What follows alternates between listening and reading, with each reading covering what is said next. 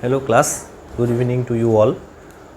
আজকে আমি পিএসসি যেই রেজাল্ট বেরিয়েছে কিছুদিন আগে, দুদিন হলো, 1 অগাস্টে, সেই নিয়ে কিছু জিনিস তোমাদের বলতে এসেছি। অনেকেই খুব আশা হতো, কারণ কি পরীক্ষা প্রচুর দিয়েছিলে, সাকসেস রেট খুবই কম। এবার তাদের মধ্যেও আমি দেখতে পাচ্ছি, যেহেতু 142 আমার কাছে যে ডেটা আছে 142.67 যেহেতু কাট অফ গেছে, আমি ধরে রাখলাম ওবিসিরও তাই। তো সেক্ষেত্রে কী হয়েছে, তোমরা হয়তো বিশাল একটা ভয় পেয়ে গেছো, যারা 150 160 পেয়েছো তারাও ডাউটে আছো যে কি হবে। তো বিভিন্ন রকম কোশ্চেন্স আমাকে রিসেন্টলি কিছুদিন করেছিল, আমি একদম সময় পাচ্ছিলাম না। তো এখন একটু সময় পেয়েছি, আমি ভাবলাম 10-15 মিনিট 20 মিনিট ম্যাক্সিমাম হবে, একটা ভিডিও বানিয়ে দিই, যেগুলো ডাউটস আমার কাছে এসেছিলো সেগুলো অ্যাটলিস্ট তোমাদের ক্লিয়ার হয়ে যেতে পারে। আমার তরফ থেকে আমি এটা বলছি, এটা যে একদম ট্রুথ হতে হবে তার কোনো মানে নেই। সমস্ত কিছু আমি যেটা বলবো সেটা আমার মনে হয় এরকম, সেই হিসাবে আমি বলছি। তো সবার ফার্স্টে দেখো, 192 হচ্ছে তোমাদের ইউআর এর সিট ছিল টোটাল, আর আমার মনে হয় 806 জনকে সিলেকশন করেছে। তো এটা এদিক ওদিক একটু হতে পারে, যে রেশিওতে ডেকেছে সেটা 1:2 এর মতো হচ্ছে, এটা তুমি মনে রাখো। 1:2 পয়েন্ট সামথিং এরকম একটা হবে, হ্যাঁ। তো 1:2, তো 1:2 যদি আমি ধরে নিই, একটু বেশি হতে পারে। তার মানেটা কিন্তু একটা জিনিস তুমি মনে রাখবে, 1:3-তে রাখলে ফেলিয়ারের চান্সটা বেশি হতো। 1:2-তে দেবুজ রেখেছে, তার মানে 50% জন পাবে, 50% জন বাদ যাবে। তাহলে এরপরে যারা সিলেকশন অলরেডি পেয়ে গেছো, তারপরে কিন্তু ফেলিয়ারের চান্সটা কম। আচ্ছা, এবার এটা আমি কেন বলছি, এটা আমি এই কারণেই বলছি, কারণ গেছে তো 142.67। জেনারেলি দেখবে 60-65 মার্কস কাট অফের থেকে বেশি যায় ফাইনাল কাট অফে। এটা তো রিটেন কাট অফ, এটা হচ্ছে তোমাদের রিটেনের কাট অফ গেছে। ইন জেনারেল কী হয়, এর থেকে 65+ মার্কস ধরে নিয়ে চলতে হয়। 207.67 বা 205, আমি একটা রাউন্ড ফিগারে ধরে রাখলাম, এরকম হয় ইন জেনারেল। হ্যাঁ, যদি তুমি অ্যাভারেজ দেখে থাকো, যেইতে বলছি এই সাথে কিন্তু কম্পেয়ার করবে না, তাহলে এরকম যায়। তখন ডাকে হচ্ছে 1:3-তে, সেটাতে ডাকে 1:3-তে। এর আগের বারগুলো তো তাই ডেকেছিল। পিএসসি এইতেও আমাদের ব্যাচে 1:2.78-এ ডেকেছিল, প্রায় 1:3। যাই হোক, এবার ওরা 1:2 মতোতেই ডেকেছে, তার জন্য অনেকেরই অবজেকশান। কিন্তু একটা জিনিস কিন্তু তুমি মনে রাখবে, কোথাও বলা নেই যে 1:3-তেই ডাকতে হবে, এটা কিন্তু তোমাদের ভুল ধারণা। যারা আমাকে বলছিলে যে will do a case in the court because এটা মানে রুল যে 1:3-তেই ডাকতে হবে, ওরকম কিন্তু কোনো ব্যাপার নেই। কততে ডাকা হবে, কত কাট অফ যাবে, এগুলো সব পিএসসির ডিসক্রিপশন। ওরা 50 মানে 1:2-তে ডাকবে না, 1:5-এ ডাকবে না, 1:4-এ ডাকবে না, 1:3-তে ডাকবে, সেটা কিন্তু যে চেয়ারম্যান বা সেক্রেটারি আছেন উনি ডিসাইড করেন। তো এবার ওনার মনে হয়েছে যে 1:2-তে ডাকতে হবে, 1:2-তে দেখেছে। তো সেটা নিয়ে তোমরা অবজেকশন, মানে এটা অনৈতিক একটা কথা বলতে পারো যে এটা কি হলো, এত কম কেন ডাকলো, কিন্তু এটা মানে রুল বুকের এগেনস্টে নয়। তো যাই হোক, 1:2-তে ওরা ডেকেছে। তো সেই জন্য আমার মনে হয় এই 65+ এত হয়তো হবে না, এবার জামটা এত করবে না। কত হতে পারে, মিনিমাম অ্যাটলিস্ট তুমি 50 ধরে রাখো, মিনিমাম যেটা আমি বললাম 50। তাহলে যে নাম্বারটা দাঁড়ায় সেটা হচ্ছে 92.67 হয়। সেফটির জন্য 195 ধরে রাখো। আরও যদি কিছু সেফে থাকতে চাও তাহলে 200 ধরে রাখতে পারো। ফাইনাল কাট অফ যেটা তোমরা বলছো যে কত আসতে পারে, আমার মনে হয় এটা। এবার দেখো, আমারও তো মনে হয়েছিল যে 120 মতো কাট অফ যাবে, যখন সিট বাড়ালো আমার মনে হলো 115 আসবে। এবার এইটা যে এত বেশি হয়ে যাবে সেটা তো আমি বুঝতে পারিনি। আমার মনে হয় অন্য কোনো কেউই এটা এক্সপেক্ট করতে পারেনি যে 142.67 জেনারেলের কাট অফ চলে যাবে। So it is a huge one. তো আমিও এটা প্রেডিক্ট করলাম, আমার মনে হয় যে এবার 50+ যাবে, যা কাট অফ এসে তার থেকেও আমি 5 বাড়ালাম, 195 করলাম, বা ম্যাক্সিমাম টু ম্যাক্সিমাম 200 করলাম। এরপরেও যদি এর থেকেও যদি বেশি চলে যায় সেটা আমার কাছেও আনএক্সপেক্টেড হবে, বাট আমার ধারণা এই রেঞ্জের মধ্যেই হয়তো থাকবে। একবার ধারণা অলরেডি ভুল প্রমাণ হয়ে গেছে। আমি চ্যানেলেই বলেছিলাম 120 যাবে কাট অফ, দেখবে পুরোনো ভিডিও আছে, সেখান থেকে চলে গেছে 142.67, মানে 22.67 বেশি। এটা একদম মানে ডিজাস্টার, এটা হতে পারে না। তো যাই হোক, আমিও খুব শকড যে এরকম এত বেশি কি করে গেল। কিন্তু এই মুহূর্তে আমার যা মনে হচ্ছে 1:2-তে দেখেছে, 140 থেকে 150-এর মধ্যে প্রচুর ছেলে থাকবে। এই যে অনেকে 142 কাট অফ গেছে, তো এবার নাম্বারটা দেখবে 150-র ভেতরে, এই রেঞ্জের মধ্যে প্রচুর ছেলে থাকবে। তো মোটামুটি যারা 160-165 পেয়েছো তারা একটু চেষ্টা করো এই মার্কটা পৌঁছানোর, আশা করি হয়ে যাবে। আচ্ছা, এই হলো প্রথম গল্প। সেকেন্ড, দেখবে অনেকের নামের পাশে আর দিয়েছে, আর মানে হচ্ছে রিল্যাক্সেশন তোমরা ইউজ করেছো। কীরকম রিল্যাক্সেশন? দুটো হতে পারে। এক, তোমরা এজ রিল্যাক্সেশন ইউজ করেছো, অনেকেরই হয়তো এটা হয়নি। আর 2 নম্বর হচ্ছে তোমরা জেনারেলের কাট অফ মার্কস ক্লিয়ার করতে পারোনি। জেনারেলের কাট অফ ছিল হচ্ছে 142.67। আমি ক্যাটাগরি স্টুডেন্টদের জন্য বলছি, দেখবে যারা ওবিসি বি আছো তাদের মধ্যে কারোর নামের পাশে আর লেখা নেই, কারণ কি ওবিসি বি এর কাট অফই গেছে 142.67, অতএব কেউ আর মানে রিল্যাক্সেশন দিয়ে পাস করেনি ওবিসি বিতে যারা আছে। ওবিসি এতে পাবে, কারণ কি ওবিসির এ কাট অফ কত ছিল 136.67। আচ্ছা, এসসিদের কাট অফ কত ছিল 131.33, এসটিদের কাট অফ কত ছিল 44.67। তার মানে এসসিদের মধ্যে যারা 131.33 থেকে 142.67 মধ্যে পেয়েছো, ভালো করে শোনো, এসসিদের মধ্যে যারা 142.67 থেকে 131.33 মধ্যে পেয়েছো, এই রেঞ্জে যারা আছো তাদের সবার নামের পাশে আর আছে। You have taken relaxation. যদি তুমি জেনারেল হতে তাহলে তুমি চান্স পেতে না। ওবিসি এদের মধ্যে যাদের নাম্বার 142.67 থেকে 136.67 মধ্যে আছে তাদের সবার নামের পাশে আর আছে, দেখে নেবে। মানে আর আছে মানে তুমি ধরে নাও তোমার রিটার্ন মার্কস এর মধ্যে আছে, এই হচ্ছে ব্যাপার। এইবার যাদের আর আছে এবং ক্যাটাগরি থেকে বিলং করো, আমার মনে হয় তাদের চাকরি পাওয়াটা একটু চাপ হয়ে যেতে পারে। কেন? কারণ কি এখানে প্রচুর ছেলে এমন দেখলাম আমি যাদের আর নেই। আমি সেরকম করিনি, মানে ডেটা অ্যানালাইসিস করিনি, but I have seen lot of people. মানে ধরো আমি একটা যে কোনো একটা ওবিসি এর কথাই বলছি, 83টা টোটাল সিট আছে ওবিসি এতে। এবার প্রচুর ছেলে এরকম আছে যাদের আর নেই, তো তাদেরকে বিট করে যাওয়া মানে হিউজ একটা ব্যাপার। অতএব যেসব এসসি বা ওবিসি এদের আর নেই ধরে রাখো, তারা একটু ইন্টারভিউ ভালো দিলেই হয়ে যাবে। আর যাদের আর আছে তারা একটু মানে একটু সাবধানে থাকো, একটু বেশি তোমাদের ইন্টারভিউতে, মানে এরকম কখনোই নয় যে তোমাদের হবে না, জাস্ট কাট অফ ক্লিয়ার করেছো, কাট অফের থেকে 10+ বা 15+ নাম্বার বেশি থাকা ভালো। কারণ কি ইন্টারভিউতে তো সবাইকে অত বেশি মার্কস দেয় না। তোমরা হয়তো পুরনো যারা সিনিয়র আছে তাদেরকে জিজ্ঞেস করলে বুঝতে পারবে, মোটামুটি একটা নাম্বার দেয়, এরকম না কাউকে 80-85 দিয়ে দিল, ঠিক আছে। অতএব যারা জাস্ট কাট অফ ক্লিয়ার করেছো বা যাদের আর আছে ক্যাটাগরিতে বলছি, তাদের একটু সাবধানে থাকতে হবে। একটু সাবধানে কিছুই না, সাবধানের কিছু না, বেশি সাবধানে থাকলে আবার পরীক্ষা খারাপ হয়ে যাবে। মানে রিল্যাক্স থাকো, কিন্তু ভালো করে পরীক্ষা দেওয়ার চেষ্টা করো। আর যাদের আর নেই, সে এসসি হোক বা এসটি হোক বা ওবিসি এ হোক, যদি এরকম কোনো ক্যাটাগরিতে দেখো যে আর নেই, তার মানে ভাববে যে তোমাদের একটু অ্যাডভান্টেজ তো হয়েই আছে, মানে তোমরা এই রিটেন কাট অফটা ক্লিয়ার করে ফেলেছো, সেই জন্য তোমাদের আর নেই। এইটা অনেকে আমাকে দেখবে বলেছিল ফোন করে যে স্যার ওবিসি বিতে ফিল আপ করে মনে হয় আমি ভুল করে দিয়েছি, আমার জেনারেলে করতে হতো, কারণ কি জেনারেলে তো সিট অনেক বেশি। আমি তোমাদের তখনই বলেছিলাম যে এটা কখনোই হতে পারে না যে ওবিসি বি এর কাট অফ জেনারেলের থেকে বেশি যাবে। তোমরা অনেকে আমার কথা বিশ্বাস করেছো, অনেকে করনি।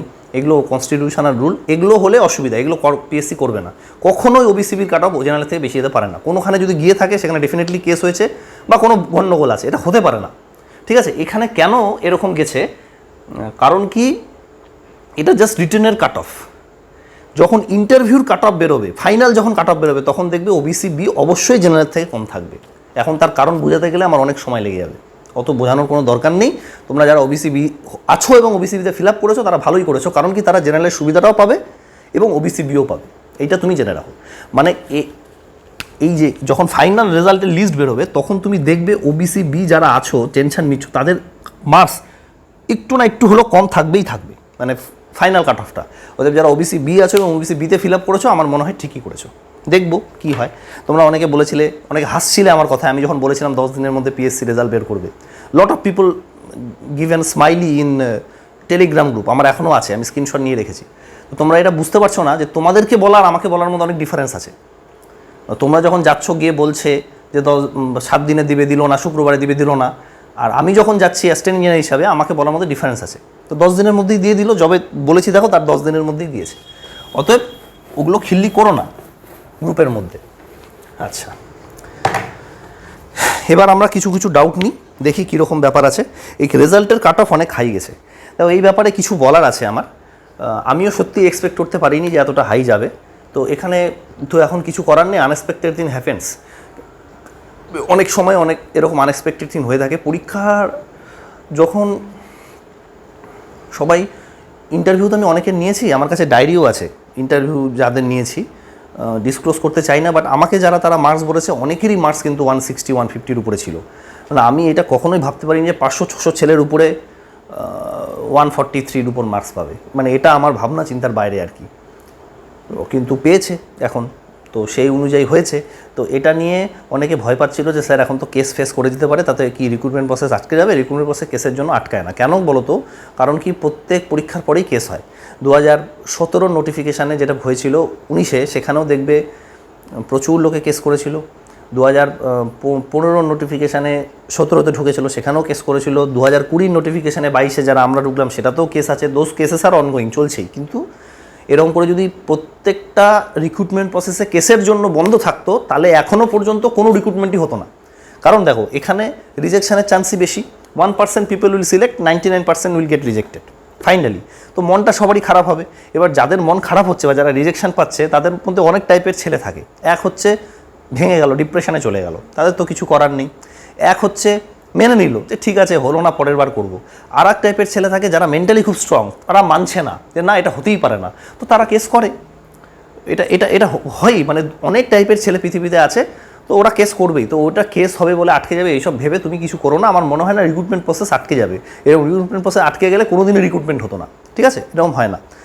তো এই হচ্ছে কাট অফ অনেক হাইয়ের ব্যাপার। এবার পরীক্ষা ছেলে পেলে ভালো দিয়েছে না কি হয়েছে গন্ডগোল, সেগুলো তোমরা অনেকে স্পেকুলেশনস করতে পারো, বাট আমি ওগুলো দিকে যাব না, আমার পক্ষে যাওয়াও ঠিক না। আমি জানিও না আদৌ হয়েছে কিনা, কারণ কি পরীক্ষা কিন্তু অনেকেই ভালো দিয়েছিল। এগেইন আমি বলছি 142.67 is a very very high marks. এটা 130 হলেও আমি মানতাম। 10 নাম্বার অনেকটাই বিশাল ব্যাপার। বাট এখন সবাই পড়াশোনা করছে, এটাই ধরে নিতে হবে। সবাই খুব ভালোভাবে ডেডিকেটেডলি পড়ছে। লোকজন খেলাধুলা বন্ধ করে দিয়েছে, বাড়িতে বসে টিভি দেখা বন্ধ করে দিয়েছে, অলওয়েজ পড়ছে, তো হয়তো বেশি পেয়ে গেছে এই। আচ্ছা, এখানে বলছে প্রেফারেন্সের ব্যাপারে। দেখো, প্রেফারেন্সের ব্যাপারে তোমরা অনেকেই আমাকে জিজ্ঞেস করছো, যদিও এখনও সেই লিস্টটা হয়তো পিএসসি দিতে বলেনি, তাও তোমাদের মনে একটা থাকে। আমি প্রেফারেন্সের ব্যাপারে কোন ডিপার্টমেন্টে কী এখানে অনলাইনে বলবো না, আমার পক্ষে বলা সম্ভব না। বলা সম্ভব না মানে বলা ঠিক না। সব ডিপার্টমেন্ট সম্বন্ধে যে আমি জানি তাও নয়, কিছু কিছু ডিপার্টমেন্ট জানি, যেমন সুন্দরবন অ্যাফেয়ার্সটা জানি, মিউনিসিপ্যাল এমইডি যেটা আছে আর কি, তোমাদের মিউনিসিপ্যাল অ্যাফেয়ার্স একটা ডিপার্টমেন্ট আছে, সেটা জানি আমি। পিএনআরডি জানি, পিএইচই জানি, ইরিগেশন জানি, পিডাব্লিউডিটা জানি, এই কয়েকটা জিনিস জানি। ব্যাকওয়ার্ড ক্লাসেস ডেভেলপমেন্টের ব্যাপারটা কিছু জানি। তো সব জিনিস আমি জানি তা নয়, বাট আমার মনে হয় যদি তোমাকে যেই হিসাবে প্রেফারেন্স দিতে হয়, এটা আমি তোমাদের অন রেকর্ড বলছি, তোমরাও পরে যখন ডিপার্টমেন্টে আসবে বুঝতে পারবে, এই প্রেফারেন্সটাই দেওয়া উচিত। PWD, INWD, public health engineering, PNRD এবং আরও যা ডিপার্টমেন্ট আছে সেগুলো। পিএনআরডিটা একটু পরেও রাখতে পারো, এখানে পঞ্চায়েত, তো এখানে কিন্তু কাজের হিউজ চাপ ডাইরেক্ট আসবে। কেন বলছি এটা? এই যে দুটো ডিপার্টমেন্ট আছে, এই দুটো ডিপার্টমেন্টই খালি ইঞ্জিনিয়ারিং ডিপার্টমেন্টের ভার্টিক্যাল ডিপার্টমেন্ট, আর বাকি যেগুলো আছে সব হরিজন্টাল ডিপার্টমেন্ট। এবার হরিজন্টাল আর ভার্টিক্যাল কি? আচ্ছা, ভার্টিক্যাল ডিপার্টমেন্ট মানে হচ্ছে তোমার ডিপার্টমেন্টের যে হায়ার অথরিটি থাকবে সে তোমার কন্ট্রোলিং অফিসার হবে। যেমন তুমি যেই হিসাবে যদি জয়েন করো, তোমার যিনি অ্যাসিস্ট্যান্ট ইঞ্জিনিয়ার থাকবে সে হবে হচ্ছে তোমার, ওটা হচ্ছে রিপোর্টিং অফিসার।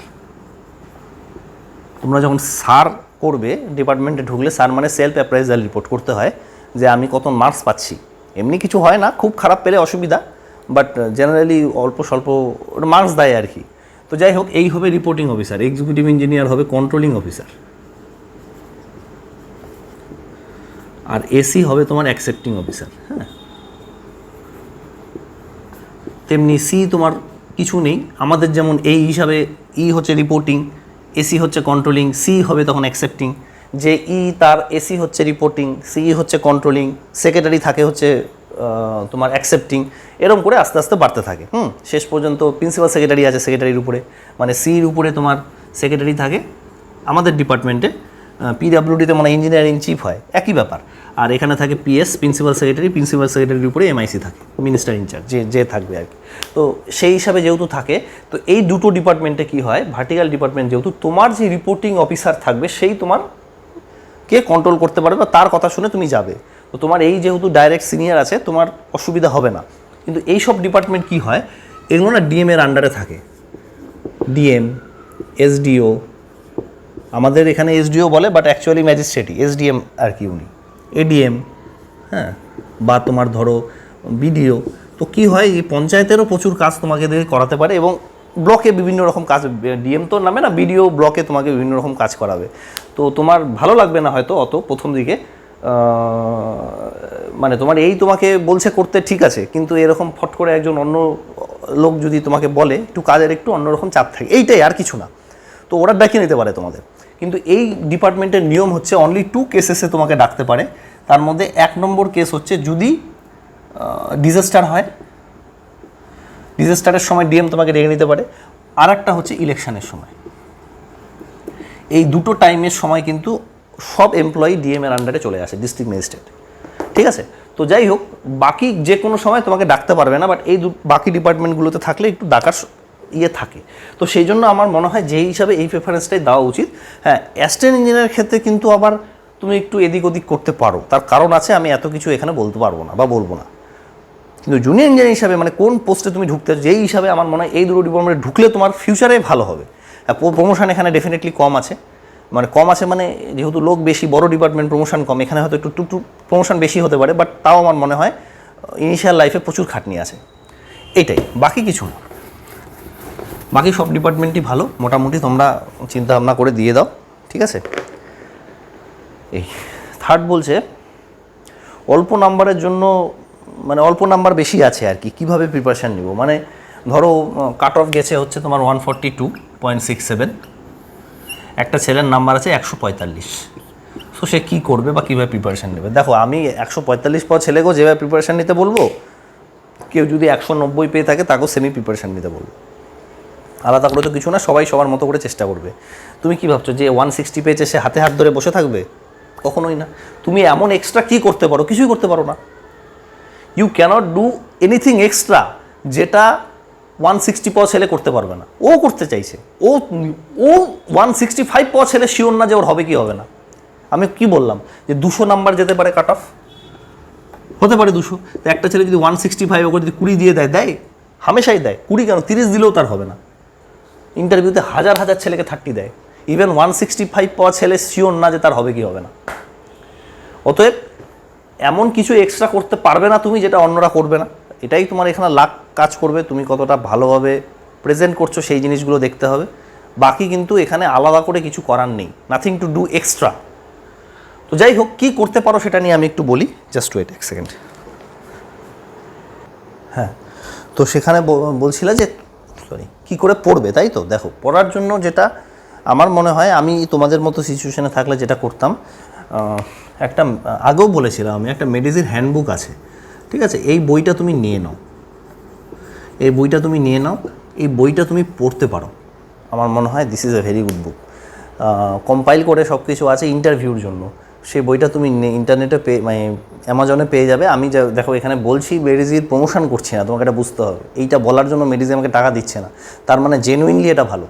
আর বাকি যেগুলো তোমরা বলছো, আরও তো এরকম হ্যান্ডবুক প্রচুর আছে, আমি জানি না সেটা ভালো কিনা। হতে পারে ভালো, তুমি পড়তে পারো। কেন? কারণ কি, আমি তো সব বই পড়ে দেখিনি, আমি এটা দেখেছি এবং আমি জানি এটাতে খুব সুন্দরভাবে কম্পাইল করে সব কিছু দেওয়া আছে। এইটা খালি পড়লে হবে না, তার সাথে কি করতে হবে, 2টো সাবজেক্ট এমন তোমাদের বাঁচতে হবে, ও একটা বা দুটো ধরে নিলাম, 2 সাবজেক্টস, যেগুলোতে তোমাকে একদম খুব ভালো করে ইনডেপথ নলেজ রাখতে হবে। এবার সেটা কোন 2টো সাবজেক্ট হবে, বিভিন্ন রকম হতে পারে। যেমন তুমি যদি কোথাও কাজ করে থাকো, সেই পার্টিকুলার জায়গার এক্সপিরিয়েন্স হিসাবে, সয়েলে কাজ করলে সয়েল, হাইওয়েতে হাইওয়ে, আরসিসিতে আরসিসি, স্ট্রাকচার, স্টিলে যদি করো স্টিল, এরকম সেই পার্টিকুলার রিলেটেড তারা কি কোন 2টো সাবজেক্ট হবে, এটা একটা হচ্ছে এক্সপিরিয়েন্স থেকে হতে পারে যদি থাকে। 2 নম্বর হতে পারে তুমি কোনো প্রজেক্ট করেছো কোনো সাবজেক্টে, সেইটার উপরে। ধরো তোমাকে বললো বিটেক প্রজেক্ট কিসে করেছো, তুমি বললে যে স্ট্যাটিক কোন পেনিট্রেশন টেস্টে, সয়েলের হয়ে গেল, সেখান থেকে ধরতে পারে। তুমি ধরো বললে আমি গ্রিড চেম্বার থেকে করেছি, সেটা হয়ে গেল হচ্ছে এনভায়রনমেন্টের, সেখান থেকে ধরতে পারে। তো সেই রকম তো প্রজেক্ট মানে বিটেকের প্রজেক্ট, ঠিক আছে। আচ্ছা, 3 নম্বর কী হতে পারে, যদি তোমাদের এমটেক থাকে, এখন অনেক স্টেলেদের এমটেক আছে, তাহলে যেইটাতে এমটেক আছে সেটা তো অবভিয়াসলি তোমাকে ভালো করে দেখে যেতে হবে। আচ্ছা, আর কি থাকতে পারে, এক্সপিরিয়েন্স হয়ে গেলো, প্রজেক্ট হয়ে গেলো, বিটেক হয়ে গেলো, আর তুমি প্রেফারেন্স দিয়েছো সেই অনুযায়ী হতে পারে। ধরো কেউ এখানে INWD ফার্স্ট প্রেফারেন্স দিয়ে দিল, হ্যাঁ, PWD সেকেন্ড দিল, তো তোমাকে জিজ্ঞেস করতে পারে না যে কেন তুমি ইরিগেশন দিচ্ছ। তুমি বলবে যে স্যার আমার ইরিগেশনটা ভালো লাগে, তার মানে তখন ইরিগেশন, হাইড্রোলজি, এই সাবজেক্টগুলো তোমার পক্ষে ইম্পর্টেন্ট হয়ে যায়। তুমি PhD দিতে পারো, পাবলিক হেলথ ইঞ্জিনিয়ারিং অনেকেই দেয়, কারণ কি এনভায়রনমেন্ট রিলেটেড কাজ করতে ভালো লাগে। এখন PhD-তে কাজও প্রচুর আছে, কাজের প্রেশারও প্রচুর আছে। শুনে নিও যারা JGM মেশিন থেকে ঢুকেছে তারা খুবই চাপের মধ্যে আছে। তো অনেকে যারা কাজ মানে ওয়ার্কাহলিক, যারা কাজ করতে ভালোবাসে, তাদের জন্য PhD ডিপার্টমেন্ট এখন বেস্ট। তো সেই পিএইচডি ডিপার্টমেন্টে তুমি দিতে পারো, তখন বলবে কেন পিএইচডি দিতে, তোমাকে বলতে হবে এনভায়রনমেন্ট আমার ভালো লাগে, তো এনভায়রনমেন্ট থেকে তো কোন প্রেফারেন্স তুমি দিয়েছো সেই অনুযায়ীও তোমাকে কোশ্চেন করতে পারে। তো এই কিছু উপর বেস করে তুমি দুটো সাবজেক্ট রেডি করে রেখো আমার মনে হয়, যেটা খালি এই মেডিসিন হ্যান্ডবুক থেকে না, ইন ডেপথে তোমার নলেজ থাকতে হবে। এই ঠিক আছে, এইরকম এইটাই পড়বে আর কি। আর যারা কেউ কোশ্চেন করছো আমাকে 175 178 পেয়ে আমাকে বলছো কীভাবে পড়বো, তোমরা 178 180 পেয়েছো মানে 90%, 88 89 90% পেয়েছো, তাদেরকে আমার মনে হয় না বলার দরকার আছে যে how to prepare for the interview, তারা খুবই ভালো করে জানো। আর একটা জিনিস আমি এখানে বলবো যে তুমি মক ইন্টারভিউ দাও, কোথা থেকে দিবে, আমার এখান থেকে দিতে হবে তার কোনো মানে নেই। মক ইন্টারভিউ অত ভালো খারাপ জায়গার কোনো ব্যাপার নেই।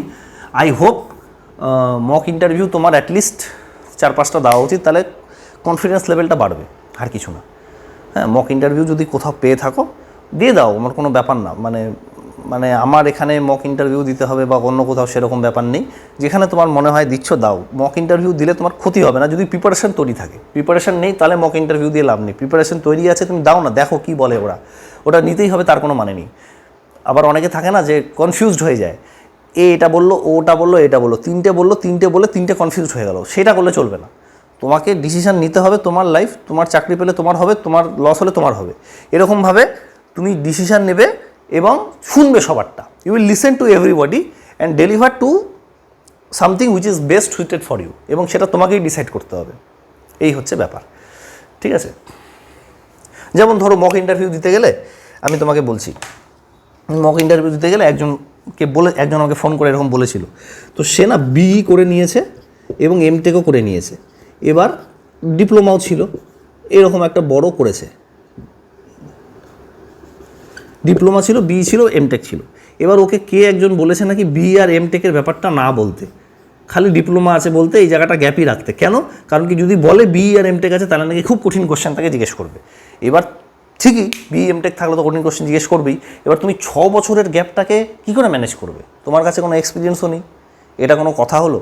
এবার সেটা যে মক ইন্টারভিউ নিয়েছে সে তাকে বলেছে, এবার তার ব্যাপার, সেটা সে মনে করেছে না বলা ঠিক। আমার মতে তো ডেফিনেটলি বলা উচিত, কারণ কি বিটেক 4 বছর, 3 বছর ধরে নিলাম, ডিপ্লোমা করে ঢুকেছো 3 বছর, এটা 2 বছর, 5 বছর, 5 ইয়ার্স তুমি গ্যাপ দেখাচ্ছ, তার থেকে তো বলে দাও অনেক ভালো। আর তুমি বিটেক এমটেক করেছো, থোড়ি কিছুই জানো না, এটা হতে পারে, তোমাকে তৈরি করতে হবে সেই হিসাবে। তুমি গ্যাপ দেখিয়ে দিবে 5 বছরের, তুমি যদি এখানে সার্টিফিকেট দেখাতে এক্সপিরিয়েন্সের, তাহলে কোনো ব্যাপার ছিল না, বাদ দাও। কিন্তু তার সার্টিফিকেটও নেই, যেহেতু এখানে কাজ করেছে, এবার তুমি কীভাবে এটা ম্যানেজ করবে? এটা হয় কোনো দিনও? তো এরকম। এবার আমি কিছু সাজেশান দিলাম, আরও 3-4টে জায়গায় মক ইন্টারভিউ দিল, তারা কিছু সাজেশান দিল, সেগুলো নোট ডাউন করে রাখবে, করে রেখে যেটা তোমার মনে হবে বেস্ট সুইটেড সেটা তুমি ডেলিভার করবে at the time of exact interview. এই হলো ব্যাপার। আর কি বলেছে, এই এর কোনো চান্স আছে কিনা দেখো, 2024-এ তো অ্যাসিস্ট্যান্ট ইঞ্জিনিয়ার বেরোবে না, এটা আমি শুনেছি পিএসসির অফিস থেকে 100%। এবার বেরোলে খুব ভালো, আমিও চাই বেরোক, আমি কিন্তু কখনোই চাইবো না যে না বেরোক, কারণ কি তুমি আমার ডিপার্টমেন্টে জয়েন করবে, আমার পরে আমার জুনিয়রই থাকবে, ঠিক আছে? তুমি ডাইরেক্ট এক্সিকিউটিভ হিসাবে জয়েন করতে পারবে না, অতএব তুমি অ্যাসিস্ট্যান্ট ইঞ্জিনিয়ার হিসেবে জয়েন করবে, you will be my junior always. So আমার তোমার সাথে কোনো কম্পিটিশান নেই। সো আমি অবশ্যই চাই যেন অ্যাসিস্ট্যান্ট ইঞ্জিনিয়ার বেরোক, কিন্তু আমার মনে হয় বেরোবে না 2024-এ। 25-এ বেরোবে কিনা সেটা আমি জানি না, অত আগের থেকে তো ফিউচার প্রেডিকশন করা যায় না। আর যারা বলছো যে যেই নাকি আবার 2025-এ বেরোবে, আমি জানি না কোথা থেকে শুনেছো, কোনো ডেপুটি ডাইরেক্টর বা কেউ হয়তো তোমাদের বলেছে, বাট এটা খুবই আনলাইকলি যে 24-এই মানে পরীক্ষা হলো, তোমাদের রিক্রুটমেন্ট হতে 25 হয়ে যাবে। 24-এ তোমাদের রিক্রুটমেন্ট হবে না, কারণ কি পুলিশ ভেরিফিকেশান আছে, রেজাল্ট দিবে, ইন্টারভিউ রেজাল্ট সময় লাগবে। 25-এই তোমাদের রেজাল্ট বের করবে আর 25-এই নোটিফিকেশান দিয়ে দেবে। হাইলি আনলাইকলি এটা একটা সিচুয়েশান, বাট যদি হয় তাহলে এগেইন আমার পক্ষে খুব ভালো, যত ডিপার্টমেন্টে ছেলে আসবে আমার ভালো। হ্যাঁ, আমার এখন কাজ বেশি এই কারণের জন্যই কি ডুয়াল ট্রিপল চার্জ নিয়ে বসে আছি, যত লোক আসবে আমার চার্জ কমবে, আমার ভালো হবে। বাট আমার মনে হয় এটা খুব চান্স কম যে 25-এ তোমরা ঢুকলে 25-এ নোটিফিকেশান বেরিয়ে গেল, পিএসসি যেই এই বেরোতে পারে।